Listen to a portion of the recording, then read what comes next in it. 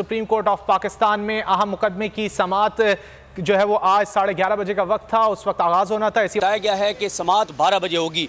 इस वक्त जजेस की मुशावरत है क्योंकि जस्टिस काजी फाइज ईसा साहब का जो फैसला कल का जारी हुआ, जिसमें उन्होंने कहा कि 184(3) के तहत जितने भी मुकदमा जिनकी समाअत हो रही है वो समाअत रोक दी जाए। तो उस फैसले पर जिन जजेस के दस्तखत हैं उसमें जस्टिस काजी फाइज ईसा साहब हैं और जस्टिस अमीनुद्दीन खान साहब हैं। और जस्टिस शायद वही आपने डाइसेंट किया, उन्होंने इख्तिलाफ किया, उन्होंने इत्तफाक नहीं किया उस फैसले से। लेकिन जस्टिस अमीनुद्दीन खान साहब जो हैं वो इस 5 रुकनी बेंच का भी हिस्सा हैं। तो अब मुशावरत जारी है, इस सारे मामले को देखा जा रहा है। लेकिन जब ओपन कोर्ट में आके जजेस को अनाउंस करेंगे तो तभी हम बता सकेंगे कि मुशावरत में क्या फाइनल हुआ है। लेकिन इस वक्त समीम रहीम साहब हमारे साथ मौजूद हैं। सर बताएं, कल के फैसले के बाद, काजी फाइज साहब के फैसले के बाद अब समाअत आधे घंटे के लिए मुलतवी हुई है, क्या देख रहे हैं आप? अब देखिए, बज़ाहिर तो ये आधे घंटे के लिए मुलतवी हुई है, लेकिन हमें नहीं पता ये आधे घंटे के लिए मुलतवी हुई है या 12 बजे फिर कहा जा कि कोर्ट 1 बजे लगेगी। कंसल्टेशंस हो रही हैं डेफिनेटली। और ये जो फैसला है इसने जो KPK और पंजाब असम्बली में एक्शन का जो मामला था उस मसले को इन्होंने इल्तवा में डाल दिया है। इसकी आप टाइमिंग देख लें, बड़ी स्ट्रेंज टाइमिंग है। पहले जमाल खान मंसूर साहब और मंसूर अली शाह साहब का आता है नोट। फिर आपको याद होगा कल हमने जब हम बात कर रहे थे तो यहाँ पर सुप्रीम कोर्ट में ये एक स्पेकुलेशन थी कि परसों कि एक और चीज़ आने वाली है। हुकूमत कह रही थी कि एक और चीज़ आने वाली है। तो लोगों ने कहा कि शायद इसमें अतर मिनुल्लाह साहब और याहिया अफरीदी साहब का कोई डाइसेंटिंग नोट आएगा। लेकिन वो रात 15 तारीख को जो हेयरिंग हुई थी इस 3 मेंबर बेंच की, जिसके सामने ये सवाल ही नहीं था, वो बेसिकली 20 नंबरों का मेडिकल के लिए वो क्वेश्चन, वो एक सो मोटो केस था। उसके अंदर काजी फाइज साहब ने एक और सो मोटो खुद ले लिया। हालांकि जो 5 मेंबर बेंच है सुप्रीम कोर्ट का, वो ये तय कर चुका है सो मोटो सिर्फ और सिर्फ चीफ जस्टिस ऑफ पाकिस्तान का इख्तियार है।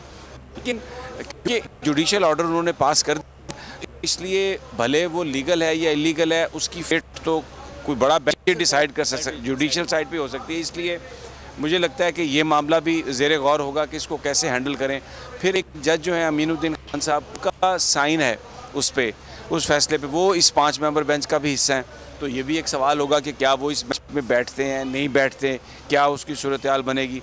दूसरा मैं आपको बताऊँ जो एक बड़ी मुझे डिस्टर्बिंग लगती है, वो एक अनवर इकबाल साहब के हवाले से एक ख़बर चल रही है जो एक अमेरिकन सहाफ़ी ने जिसको रीट्वीट किया, जिस पे अनवर साहब ने उस इन्फॉर्मेशन को डिनाई नहीं किया, लेकिन उन्होंने ये कहा है कि ये ऑफ द रिकॉर्ड थी। उसमें उन्होंने कहा कि हुकूमत ने एक प्लान बना लिया है कि चीफ जस्टिस उमर अता बंदयाल को हटा दिया जाए और उसकी जगह अकॉर्डिंग टू दैट ट्वीट कि काजी फाइज ईसा साहब चीफ जस्टिस बनाया जाए। अब मुझे नहीं पता, अनवर इकबाल साहब डॉन के नुमाइंदे हैं, बड़े सीनियर रिपोर्टर हैं, वाशिंगटन में हैं, बड़े हाईली प्लेस्ड हैं।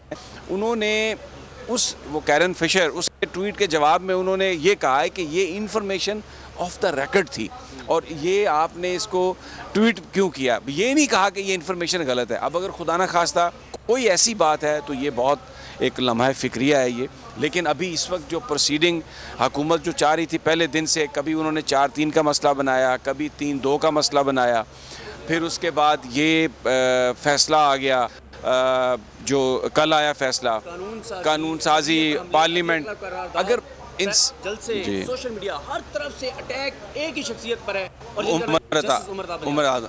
अब अगर सुप्रीम कोर्ट को इस तरह मैनेज करने की नून लीग की हुकूमत कोशिश करे जैसे उन्होंने सजाद अली शाह के ज़माने में किया था, तो कल का जो लॉयर्स कन्वेंशन है वो मुझे लगता है कि जो पाकिस्तान के वकील हैं, जो बार एसोसिएशंस हैं और इसमें PTI भी, क्योंकि उन्होंने कहा कि हम सुप्रीम कोर्ट के साथ खड़े हैं, ये जो कुछ हो रहा है इसके लिए बड़ा स्विफ्टली एक एक्शन प्लान उनको देना होगा। और मैं समझता हूँ कि जो बार के नुमाइंदे हैं उसमें अब देखें जो पाकिस्तान बार कौंसिल है जहाँ पर अज़म नज़ीर तारड़ और SN भून साहब का ग्रुप है, वो तो हुकूमत के साथ खड़ा हो गया जाके। लेकिन जो डिफरेंट बार्स हैं जैसे लाहौर हाई कोर्ट बार है, सुप्रीम कोर्ट बार है, फैसलाबाद है, पेशावर है, इवन कराची है, वहाँ पर जो वकीलों की एक बहुत बड़ी तादाद है। क्योंकि कल बहुत बड़ा कन्वेंशन हुआ लाहौर में, उन्होंने कहा कि वो अदलिया के साथ खड़े हैं और चौधरी एतजाज़ साहब ने कहा था कि चीफ जस्टिस हमारी रेड लाइन है। तो मुझे ये लगता है कि उस रेड लाइन को क्रॉस करने की कोशिश स्पेकुलेटिवली जो बात हमें यहाँ पे मिल रही है वो हो रही है और मुझे लगता है कि वकीलों की तरफ से भी इस पर रिएक्शन आएगा। ये जो कुछ भी हो रहा है ये अच्छा नहीं है, पाकिस्तान के लिए अच्छा नहीं है। अदालत के अंदर अगर चीफ जस्टिस को इस तरह हटाने की कोशिश की जाती है या उनको अदालती कार्रवाई को रोकने की कोशिश की जाती है जो असम्बली में इलेक्शन के हवाले से है, तो मुझे लगता है कि हर पाकिस्तानी आज फिक्रमंद है और हम ये देख रहे हैं कि अब क्या होता है। लेकिन आज का दिन आपको बता सही जान बड़ा ड्रामाई दिन है और ऐसा लग रहा है कि समथिंग इज़ कुकिंग बिहाइंड। वो जो अरबाब इख्तियार हैं वही बता सकते हैं, हम तो सिर्फ एक देख के स्पेकुलेट कर सकते हैं। बिल्कुल ठीक है। अभी आप ब्रेक पर जाएंगे और ब्रेक के बाद दोबारा बात करेंगे। जजेस आते हैं नहीं आते हैं, क्या बात करते हैं, क्या फैसला होता है, समाअत होती है नहीं होती, पहले काजी फैसल साहब के 3 रुकनी बेंच का जो फैसला है वो टेकअप होता है या ये समाअत जारी रहेगी, इन तमाम चीज़ों पर बात करेंगे ब्रेक के बाद। तो नजर आ रहा है सामने लिखा हुआ है जुल्म मिटने के लिए 2 चीजों से मिटेगा भाई।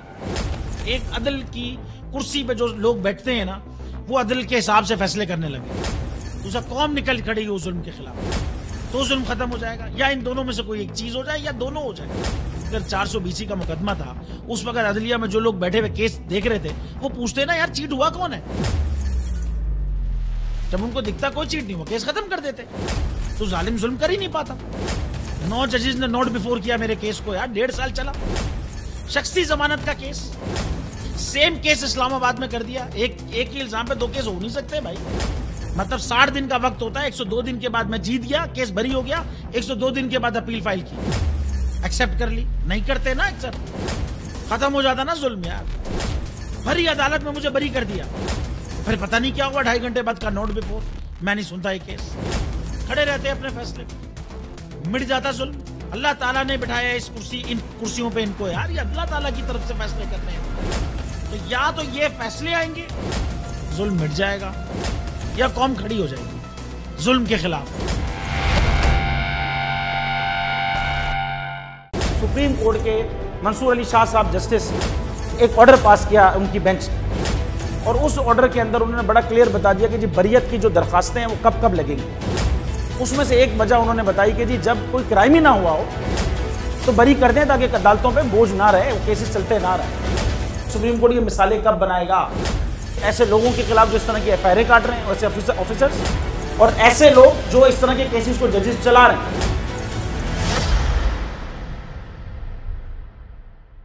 रहमत का महीना आ गया है, बख्शिश का सफीना आ गया, होगी मुलाकात उलमाए दीन से, जो देंगे इत्तेहादे बैनुल मसालिकीन का दर्स, जिक्र होगा अंबियाए कराम, रमजान की स्पेशल ट्रांसमिशन रमजान में।